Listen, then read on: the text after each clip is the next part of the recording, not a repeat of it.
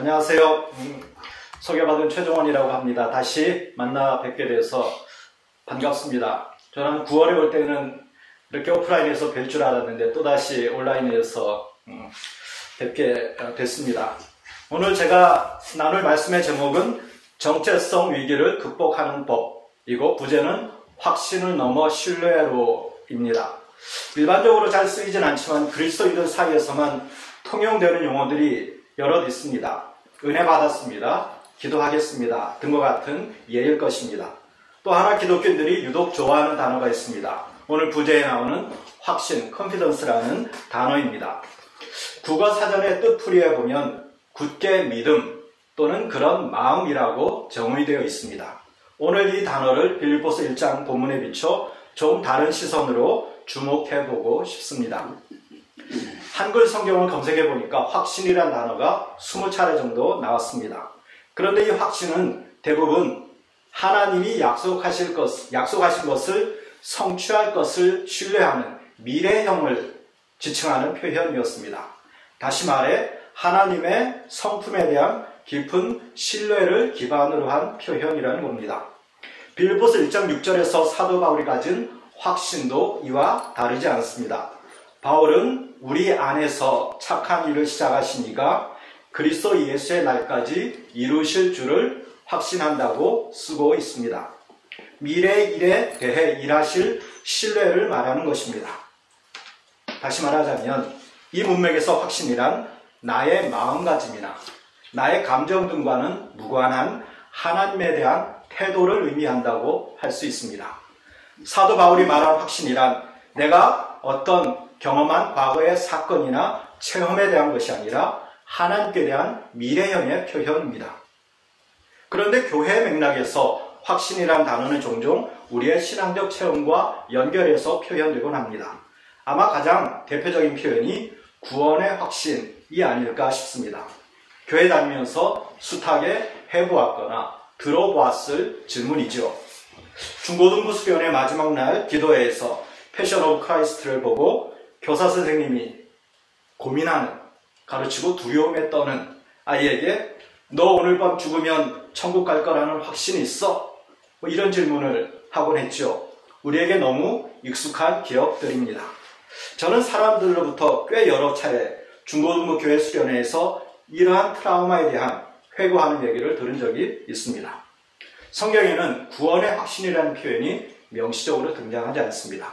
이 확신은 내가 구원을 받았다는 과거형이 아니라 내 안에 그리스도를 통해서 착한 일을 시작하신 분이 끝까지 나를 선하게 인도해 주실 것이라는 미래에 대한 하나님께 대한 신뢰를 나타내는 표현일 뿐입니다. 논리적으로 얘기하자면 나의 구원의 확신과 실제 구원과는 무관할 수 있다는 것입니다. 그럼에도 우리는 마치 구원받았다는 나의 확고한 신념이 실제로 구원과 연결되는 것으로 간주하곤 합니다. 이것은 충분히 개인적인 고백이니까 그럴 수 있습니다. 그러나 그런 나의 체험을 가지고 다른 사람들의 삶과 신앙에 대해서 무례한 질문을 던지기를 주저하지 않습니다. 예수 그리스도를 구주로 고백하고 인격적으로 만나는 것은 우리 인생에 매우 중요한 경험이지만 그 체험과 믿음이 앞으로 우리의 신앙의 여정을 고민 없이 끌어가게 하는 것은 아닙니다.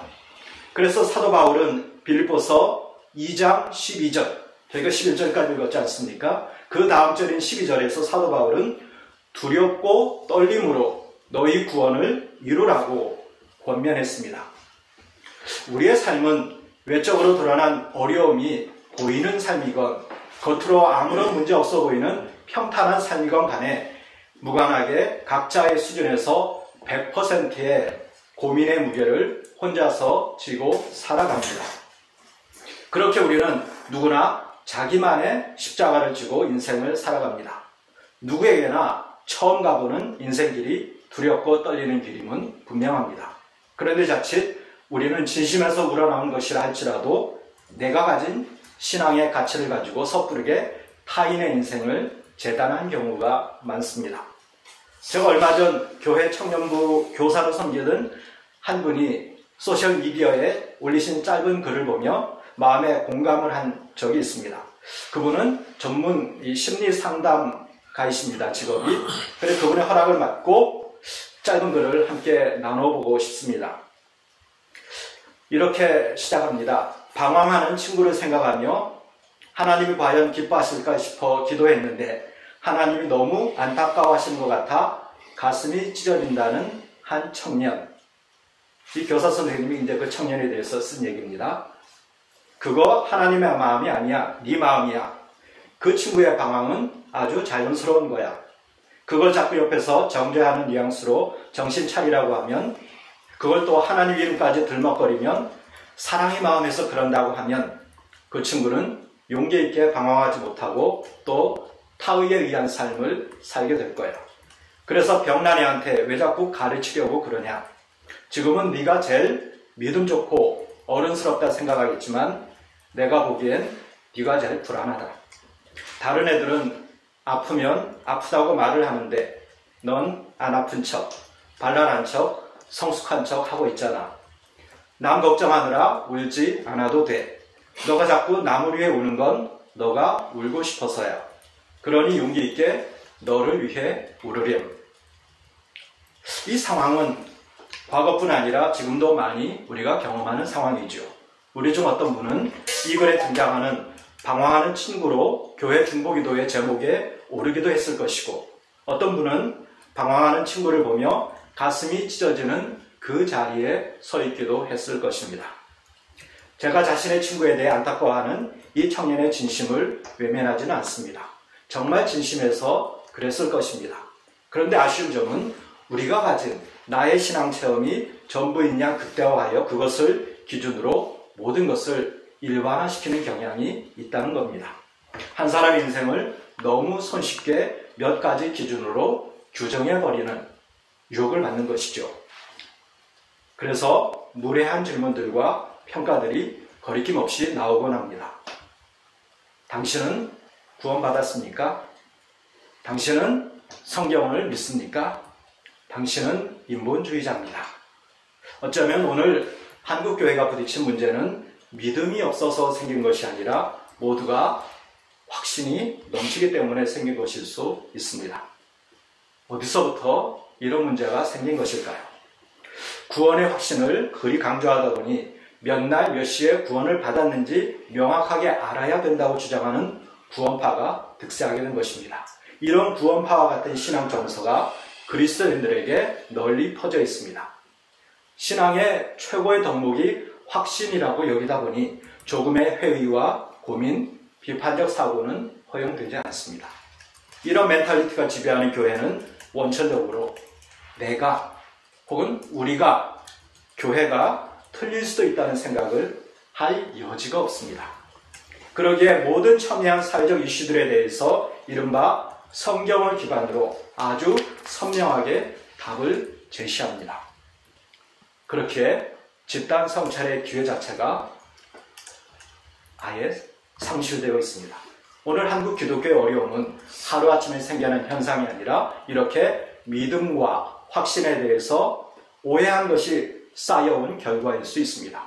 하나님의 음성을 듣고 계시를 받았다고 확신하며 부르짖는 이들에게서 신앙은 두렵고 떨림으로 걸어가야 하는 여정이라는 것은 수용될 틈이 없습니다. 믿으시기 바랍니다. 믿습니까? 할 때 두려움 없이, 주저없이 아멘하는 것이 신앙인 양 만들어버린 것입니다. 거기엔 어떤 고민의 여지가 없습니다. 불신과 회의에 대한 죄의식을 조장하는 교회 문화 속에서 확신을 바른 지표인 양 가르쳐온 그 날들이 오늘 같은 현실을 낳은지도 모르겠습니다. 오늘처럼 한국 그리스도인들이 과연 신앙이란 무엇인가에 대해 당황스럽게 고민한 적도 없을 것 같습니다. 자꾸의 한국 교회를 바라보며 더 이상 교회를 나가지 않겠다고 선언하는 이들도 많이 나옵니다. 오늘의 교회 현실에 우려하는 많은 그리스도인들이 이른바 정체성 위기를 겪고 있습니다. 정체성이란 나를 다른 사람과 구별되게 하는 고유한 성질을 의미합니다. 지금껏 우리 그리스도인들은 세상과 구별되어 하나님을 섬기는 사람들이라고 우리 자신을 정의해왔습니다. 그런데 최근 어떤 연구 결과를 보니 이 사회 속에서 개신교인들의 이미지는 이기적이고 사기꾼 같은 이라는 말로 인식되고 있다고 합니다. 이 정체성 위기에 우리가 선택하고 집중해야 될 것이 무엇일까요? 이런 부끄러운 교회와는 함께할 수 없다고 하는 결별 선언일까요? 아니면 우리는 그렇지 않다는 부정일까요? 아니면 허탈한 현실에 대한 분노일까요? 어쩌면 지금은 외부로 향한 시선을 잠시 거두어 우리 자신의 모습을 성찰하는 것이 필요할지 모르겠습니다. 신앙적 체험과 확신을 강조하던 문화, 그 속에서 다름을 쉽사리 받아들이지 못하는 그 정서가 표현된 것이라면 우리가 추구하는 신앙의 목표를 다시 점검하는 것이 필요할 것입니다. 우리가 추구해야 될 확신은 내가 가진 신념이나 내가 체험한 경험을 강화하는 그런 도구로서가 아니라 우리 안에 착한 일을 시작하신 하나님의 신실하신 그 인격을 더 깊이 알아나가는 신뢰를 쌓아나가는 것입니다. 신앙의 목표는 모든 것에 확실한 답을 주기 위한 확신을 쌓는 것이 아니라 모호한 현실 속에서도 하나님 아버지의 성품을 신뢰하고 닮아 나가야 되겠다는 결단이어야 합니다.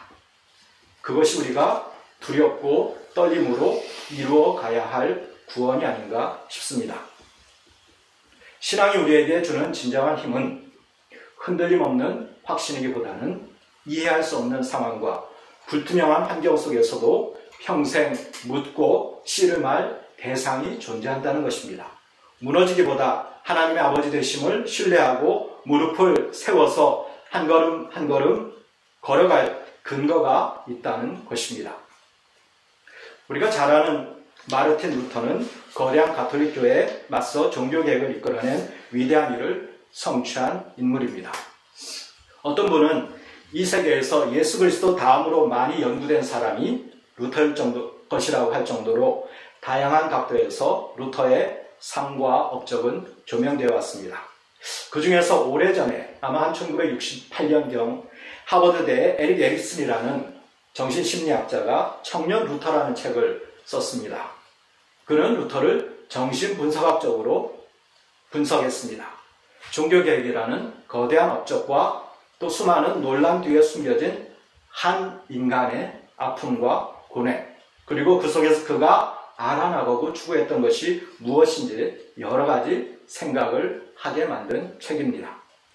루터로부터 시작된 개신교는 과연 그저 오직 믿음, 오직 은혜, 오직 성경이라는 구호로 대표되는 확신만을 강조하는 것은 아닐 수 있다는 생각을 하게 만드는 책입니다. 에릭 에릭슨이 이 루터를 설명하는 데 사용했던 용어가 바로 정체성 위기, 아이덴티티 크라이시스라는 용어입니다. 그리고 에릭 에릭슨은 루터 인생을 관통하는 하나의 표현으로 아주 고약한 표현입니다. 살부의식이라는 표현을 했습니다. 살부의식이 뭐겠습니까? 아버지를 죽이고 싶은 의식, 패트리사이드라고 하죠. 루터는 루터의 인생을 보면 육신의 아버지, 영적인 아버지, 그리고 하늘 아버지와 불화하고 화해하는 그 과정으로 루터를 읽어나갈 수 있다는 거죠. 광선업을 했던 루터의 아버지는 루터에게 기대하는 것이 매우 많았습니다. 하지만 아무리 노력해도 루터는 그 아버지의 요구를 충족시킬 수 없었습니다. 예컨대 이런 거죠. 98점을 맞아오면 100점을 못 맞았다고 타박을 합니다. 100점을 맞아오면 누구나 다 맞는 100점, 이렇게 인정하지 않는 것이지요. 그는 아버지의 뜻에 따라서 자신이 원치 않던 법학 공부를 시작했습니다. 하지만 천둥과 번개를 지나는 그 경험 속에서 두려움을 느껴서 이런 기도를 했죠. 이 천둥과 번개 속에서 나를 구원해내시면 내가 수도사가 되겠습니다. 그리고 하나님은 그 기도를 들어주셔서 그가 천둥과 번개에서 구원을 받고 수도사가 됐습니다. 그렇게 루터는 아버지를 거역했습니다. 수도사가 된 이후에 그는 가톨릭 교회가 요구하는 모든 노력은 다했지만 마음에 평강이 없었습니다. 강박적으로 죄에 대해서 민감했던 루터는 수없이 고해 신부를 찾아가서 자신의 죄를 고백했습니다. 하지만 돌아서면 또다시 고백하지 않은 죄가 남아서 그를 괴롭힐 뿐이었습니다. 그래서 고해 신부는 한때 루터에게 이렇게 얘기했다고 합니다. 이제 더 이상 나를 찾아오지 말게. 당신이 너의 아버지를 죽인 정도의 죄가 아니라면 찾아오지 말게 라고 했답니다. 이런 과정을 거쳐서 루터는 결국 타락한 교황과 가톨릭교회의 반기를 들게 되었습니다. 영적인 아버지 교황도 이렇게 거역하고 불화했습니다. 육신의 아버지와 영적인 아버지는 루터가 늘 만족시켜 드릴 수 없는 그 요구만을 하는 존재였던 것입니다. 하지만 세 번째 아버지, 하늘 아버지에 대한 루터의 태도도 크게 다르지는 않았던 것 같습니다. 루터가 사제가 된 후 첫 번째 미사를 드릴 때 공황 상태를 경험했다고 고백한 게 있습니다. 그가 성체를 들어서 이것이 그리스도의 피요 그리스도의 살이다라고 했을 때 그에게는 큰 두려움이 몰려왔습니다. 사실 저를 포함해 많은 사람들은 하나님의 부재, 즉 하나님이 함께하지 않는 것 같아서 느끼는 두려움이 큽니다. 그런데 루터가 겪었던 두려움은 달랐습니다. 그에게 하나님은 너무 가까이 있고 너무 무섭고 끊임없이 자신이 충족할 수 없는 불가능한 요구를 하는 분이었습니다. 그 하나님을, 이 성찬에 임재하시는 그 하나님을 너무나 가까이 느꼈기 때문에 루터는 크게 두려워했던 것입니다. 우리는 루터를 생각할 때 오늘 찬송가에 부른 것처럼 교황과 세속 군주의 위협 속에서 내주는 강한 성이요 방패와 병기 되신 이를 외쳤을 것 같은 강인한 모습으로 기억합니다.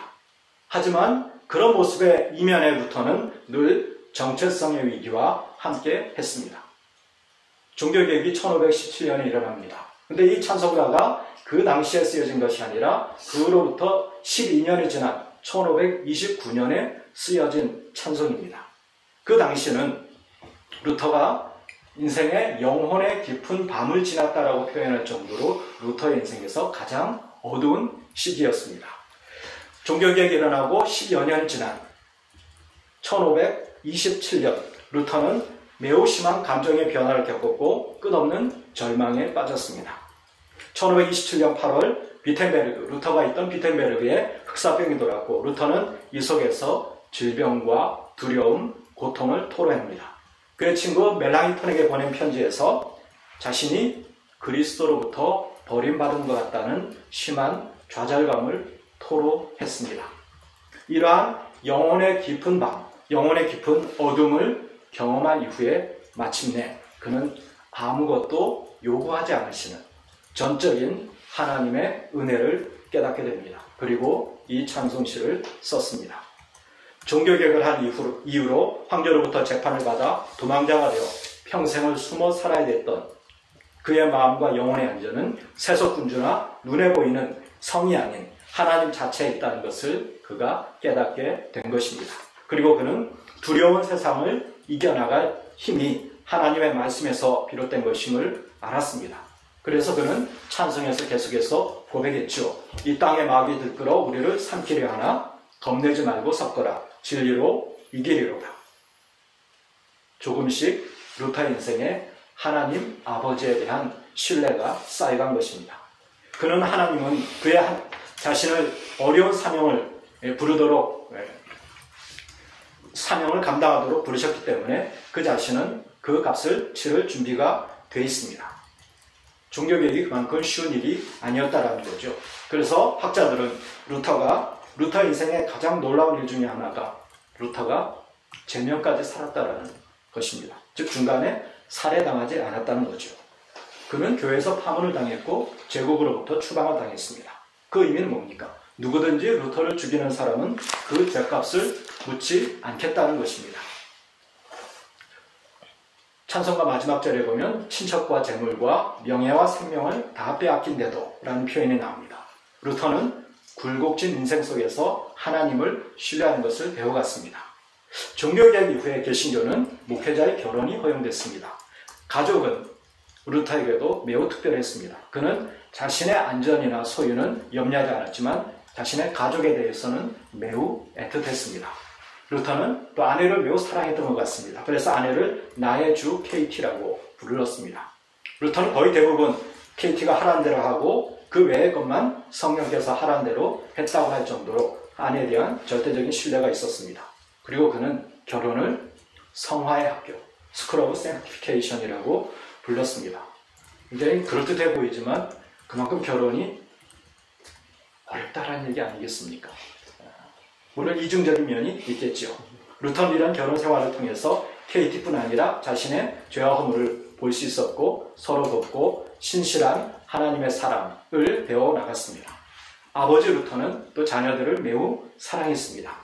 루터의 자녀들은 아버지 루터를 매우 신뢰했지만 루터는 가끔씩 고백했습니다. 루터는 그들만큼 자기의 자식들이 아버지 루터를 신뢰한 것만큼 자신은 하나님 아버지를 신뢰하지 못했다고 고백했습니다. 루터의 딸 중 하나인 막달레나가 13살 되던 해 루터의 팔에 안겨서 숨을 거두었습니다. 루터는 너무 절망해서 그의 믿음은 산산조각났습니다. 스티븐 오즈먼트라는 역사학자는 이렇게 쓴 적이 있습니다.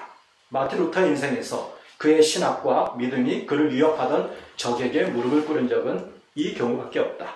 그는 황제와 제후들, 많은 교황에게 도전했다. 그는 마귀를 저주하고 비웃었다. 그의 이런 신학은 오직 그의 자녀의 죽음 앞에서 무너져 내렸다. 루터는 자녀가 죽었을 때 그를 극복하고자 매우 애를 썼습니다. 마침내 큰 슬픔을 이기고 말했습니다.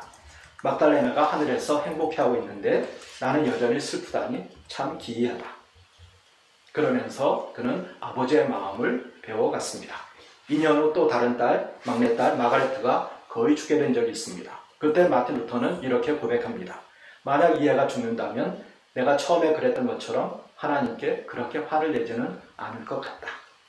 루터가 하나님을 신뢰하고 다시 아버지 하나님을 사랑하게 되는 데는 매우 오래 걸렸습니다. 우리가 루터의 신앙 고백이라고 할 수 있는 오직 의인은 믿음으로 말미암아 살리라는 로마서 1장 11절의 표현은 그저 성경 한 구절에 대한 해석을 넘어 루터가 일생 동안 내면의 갈등과 회의 속에서 찾아낸 루터의 아버지 하나님께 대한 신앙 고백인 셈입니다. 아무런 자격이 없음에도 불구하고 아버지 되신 하나님께 대한 신뢰 가운데 살아가는 자가 의인이라는 것입니다.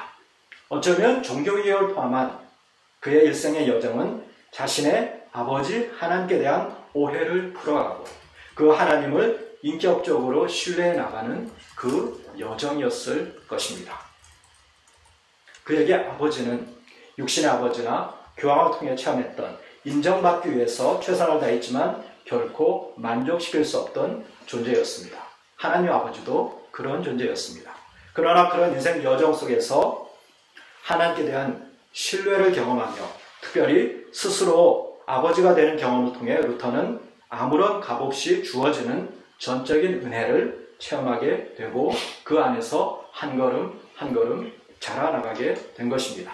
그래서 은혜의 신학, 이 루터의 신학의 기초가 하나님의 전적인 은총 위에 세워지게 된 것입니다. 그래서 루터는 그리스도인이 살아가는 방식에 대해서 세 가지를 가르쳐 주었습니다. 첫째는 기도요, 둘째는 연구와 묵상이요, 세 번째는 시험, 템테이션이라고 했습니다. 그리고 그 중에서 그리스도인을 가장 훌륭하게 만드는 것은 세 번째, 시험이라고 했습니다. 루터가 이 말을 할 때 의미한 것은 우리 인생의 모든 경험이 우리로 좋은 신앙인이 되도록 도와준다는 것입니다. 모든 의심과 고뇌와 번민과 절망과 공황과 소외 등 이 모든 것이 우리로 바로 성경을 해석하게 도와준다는 것입니다. 왜 하나님이 이런 말씀을 하셨을까 깨닫게 해준다는 것입니다. 이 경험들이 진정 우리로 올바른 성경 해석자, 신학자, 그리스도인이 되게 할 수 있습니다. 사는 것, 죽는 것, 비난, 탄핵, 이 모든 경험이 우리로 바른 성경 해석자, 신학자를 만드는 것이지 독서나 사색 혹은 언어에 대한 이해가 우리로 신학자를 만드는 것이 아니라는 것입니다. 이 점에서 루터는 다윗을 가장 훌륭한 신학자로 평가했습니다. 다윗이 훌륭한 신학자가 된 것은 그가 모든 종류의 시련을 겪었기 때문입니다. 그리고 그 시련을 통해서 하나님을 신뢰한 것을 배웠기 때문입니다. 루터는 다윗이 고난을 많이 받았기 때문에 시편을 쓸 수 있다고 했습니다. 인생의 고통과 시련을 통해서 우리는 시험에 들게 되지만 그 속에서 찾아가야 할 것은 하나님께 대한 신뢰입니다. 우리 안에 착한 일을 시작하시니까 약속한 것을 성취하실 것을 신뢰하며 오늘을 꿋꿋하게 견뎌가는 것입니다. 지금 우리 앞에 놓인 가시적인 교회의 모습에 대한 아쉬움은 우리가 그간 지향해왔던, 추구해왔던 가치에 대해서 성찰하고 재고하는 기회로 삼아야 합니다. 자기만의 확신에 가득 찬 이 세상의 소리, 확신에 가득 차서 이 세상의 소리를 듣고자 하지 않던 것이 우리의 모습은 아니었는지 반성적으로 돌아봐야 합니다. 그리고 자기 확신을 절대적 신앙의 확신으로 여기고 그것을 기준으로 삼아서 다른 것을 판단하지는 않았는지 돌아봐야 할 때입니다. 그리고 한 걸음 더 나아가 우리의 목표를 재점검할 수 있으면 좋겠습니다. 우리의 목표가 어떤 것 가운데서도 흔들림 없는 확신을 고백하는 그것만일 수는 없습니다. 우리가 어찌할 수 없는 흔들림 속에서 두려울 수밖에 없고 떨 수밖에 없는 그 모습을 있는 그대로 인정하는 것이 출발이어야 합니다. 신앙의 목표가 흔들림 없는 삶을 이끌어주는 체험이나 성취가 아니라 하나님 아버지에 대한 신뢰를 쌓아가는 것이 될 때 그리스도인의 삶은 외적인 모습이 없다 하든 값없이 베푸시는 하나님 앞에 조금 더 겸손하게 될 것입니다. 코로나와 한국교회로 인해서 깊은 우울감에 빠져있는 요즘 다시금 하나님과 우리 자신과의 관계를 생각해 볼 수 있는 기회가 되면 좋겠습니다. 그 하나님과 씨름하며 하나님께 대한 개인적인 신뢰를 한 걸음 더 깊이 할 수 있으면 좋겠습니다. 믿는다는 것은 우리의 과거의 체험에 머무르는 것이 아닙니다. 진정 믿는다는 것은 두렵고 떨림이 있지만 아버지 하나님께 대한 신뢰 속에 한 걸음 한 걸음 내딛는 것입니다. 오늘 우리가 드러내야 할 신앙의 힘은 교회에 대한 불신과 불안에 그치지 않고 참된 복이 무엇인지 야복강가에서 하나님과 씨름했던 야곱처럼 우리 자신이 걸어가야 할 진정한 신앙의 길이 무엇인지 깨닫기 위해서 하나님과 그 씨름을 하는 것입니다. 우리 모두는 폭풍우 가운데 있습니다. 삶에 진실해지고 우리가 부딪히는 한계와 두려움, 떨림에 대해 죄의식을 갖지 않고 외면하지 않고 그것을 마주하고 직면에 서야 하겠습니다. 그래서 하나님과 정직하게 씨름할 수 있으면 좋겠습니다. 그를 통해 우리 모두 하나님의 아버지 되심, 신실하심을 체험하는 기회가 되기를 기도합니다. 기도할까요?